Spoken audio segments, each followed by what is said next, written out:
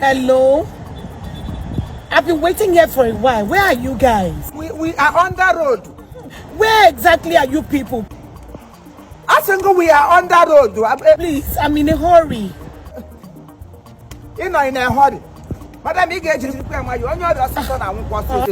anybody in a hurry always end up in a hurry way, wouldn't it? It wasn't. Well, you go see us now. All right, okay.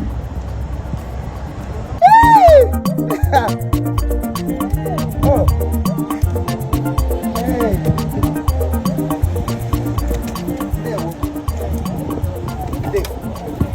Now you would have talked to for phone. Yes, I was the one you're talking to, and you kept me waiting for a long time. Mrs. Folake.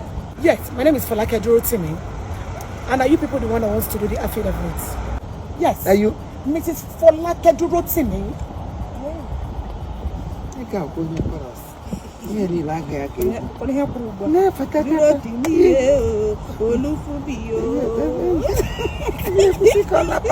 No.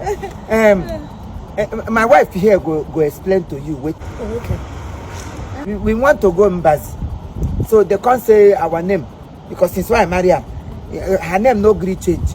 I see a change here, your name finish it back. I take a change here. I have my equal up now. So they say we go do affidavit.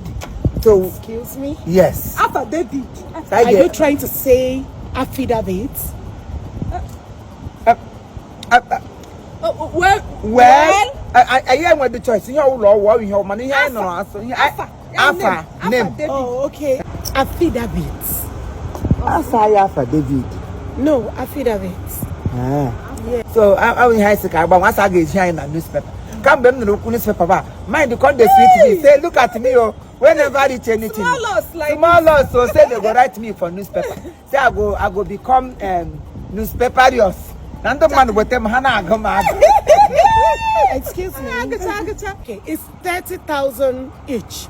30,000 for you, 30,000 naira for your wife. So the both of you, it's 60,000 naira.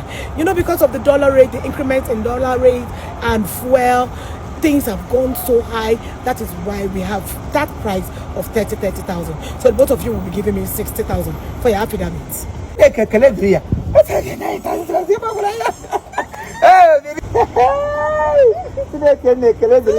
Two benefit to they appear in this paper. Then they give us gift us 30,000. Oh, nobody is gifting you 30,000. I said you are paying me 30. Thank you. Oh, cash. It will be paid into my account. Then as soon as that is paid, I'll take it up from there. Okay, you're going to gift us 30,000. It is not a gift, madam. It is not a gift. You will pay 60,000 naira to me, 30,000 naira each. Then I will make sure that your affidavit comes out. That's how long the mission. Chokwa. Wait.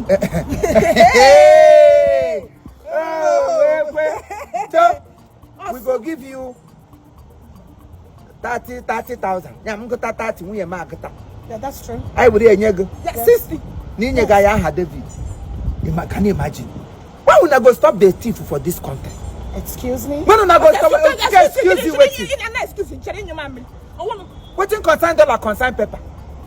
Where be say name where they don't reject for Bible. David, the mother David do na Bible. David where rupishi uro kute babu onye tore ato. Onye ti oglogo. Ura goloya to uro kute body yishi. Aha ekwesiri eji aje what ekwesiri is aha. Meji send you. Asa igba mo aha to David. I be kwatwa still say give mma kwa hogo kwa iwere aha ajira ajo. Imukwa anya. Excuse me. I really don't have this time to waste. The both of you called me, and at the end of the day, you are wasting my time. So I don't have that time to waste. It's either you are doing it or I take my leave right now. I don't have that time to waste, and I have so many things to do. So if you know you're not ready for your affidavit, would you please leave my car and let me go do important things? Is that clear?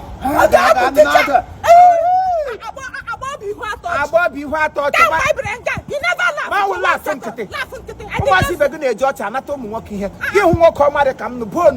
Mronga bossy beke.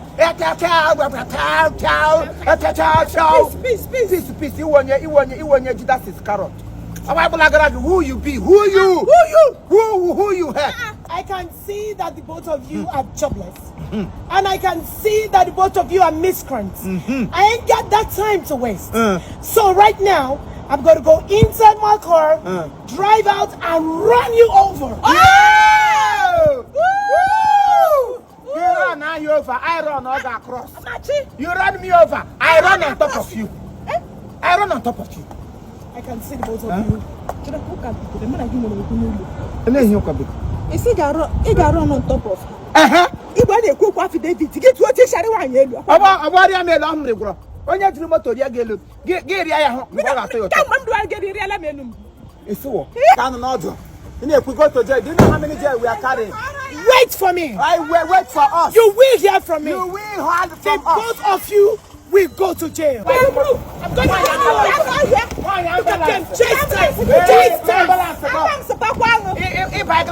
white ambulance. White casket.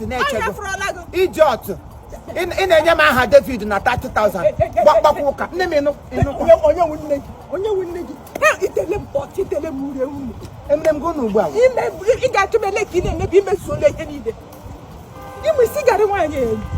You can't get a photograph.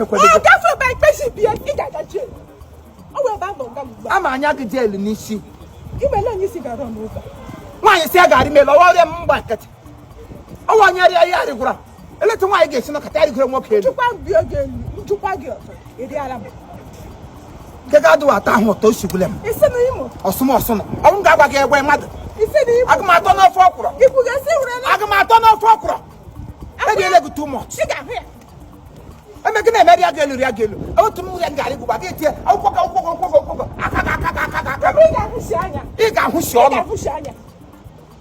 I choose who I climb. I don't climb any. You climb the local board again. You not climb to back. You want no family. I want the family of you always in running. Do not want you went. I do a mala. Osilego. My Gosilego. How come one with my hand? Why you took about my hand? What's I had on our hand? What's me? I had David in your what's anyone I want to like it. What's me? For betterment for war. Gotcha. On the Gaga and local game. I can have